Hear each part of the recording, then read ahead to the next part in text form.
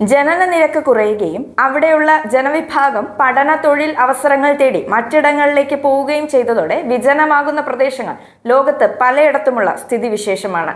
ഇത്തരമൊരു ഘട്ടത്തിലൂടെയാണ് ജപ്പാൻ കടന്നുപോകുന്നത്. 2008 ശേഷം ജപ്പാനിൽ ജനന നിരക്ക് കുത്തനെ കുറയുകയാണ്.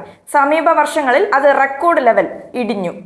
ജനനസംഖ്യയിൽ ഉണ്ടാകുന്ന ഈ വൻഇടിവ് ജപ്പാനിൽ റിയൽ എസ്റ്റേറ്റ് മേഖലയെ സാരമായി തന്നെ ബാധിച്ചുകൊണ്ടിരിക്കുകയാണ്.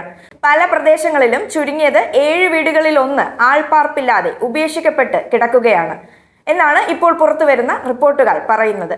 അതിനാൽ പഴയ വീടുകൾ തുച്ഛമായ വിലയിൽ സ്വന്തമാക്കാവുന്ന അവസ്ഥയും ഇപ്പോൾ ഉണ്ട്.